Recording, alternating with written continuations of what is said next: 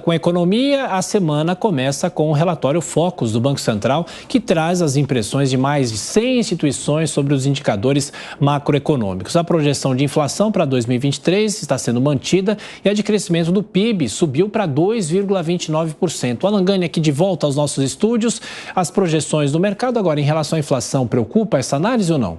Bom dia, Tiago. A projeção de inflação ela está estagnada desde as duas últimas edições. Então, ela está em 4,85%.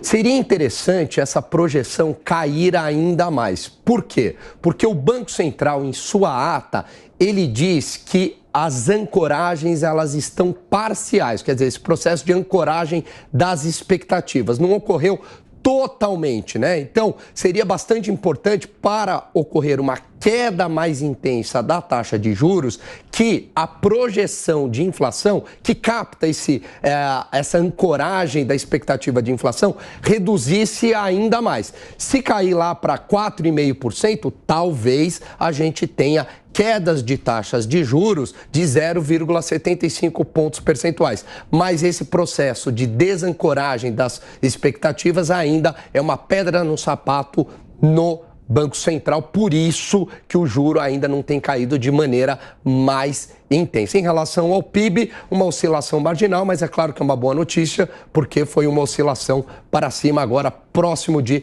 2,30% o crescimento da economia brasileira. Alguns economistas falam que o PIB agora no segundo semestre não vai subir tanto quanto esperado, porque no primeiro semestre houve uma surpresa. Isso é verdade ou não? É verdade, a gente teve esse bônus no primeiro semestre por conta principalmente da agropecuária. É verdade também que o setor de serviços tem ajudado bastante. E o que preocupa bastante, Tiago, é que os dados da China, dados do mercado imobiliário, de atividade econômica, de crédito, eles estão vindo abaixo do esperado. E a nossa economia, ela é muito dependente do crescimento da economia chinesa. Então, se a China ela vai pior, vai mal, isso acaba também nos afetando. Ponto é que o crescimento da economia brasileira vai se configurando próximo de 2% a 2,5% para o ano de 2023. É isso, então são as projeções pelo Boletim Focus, agora mais os nossos comentaristas participando também, com a Amanda Klein. Amanda,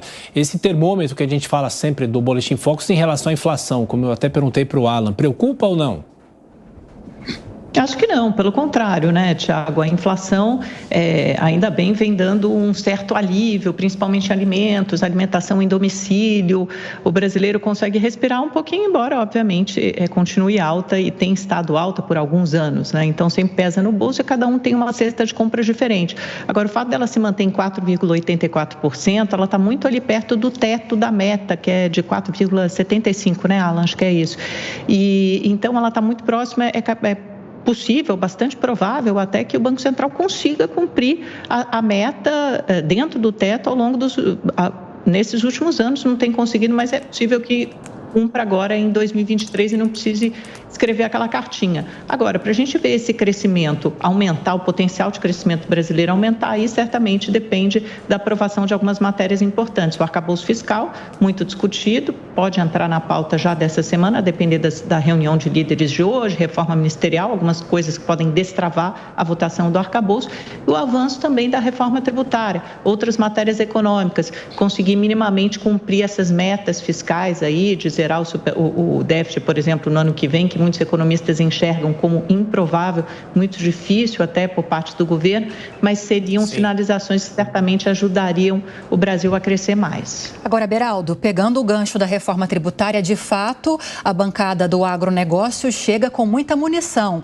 para negociar melhorias, alíquotas diferenciadas. Falamos mais no início dessa edição que as 5 cidades, das 5 cidades que mais empregaram no primeiro semestre deste ano, com exceção de uma nesse contexto de 5, todas as outras 4 tiveram um resultado positivo no mercado de trabalho, puxado justamente pelo bom desempenho do agronegócio. É muito poder de barganha.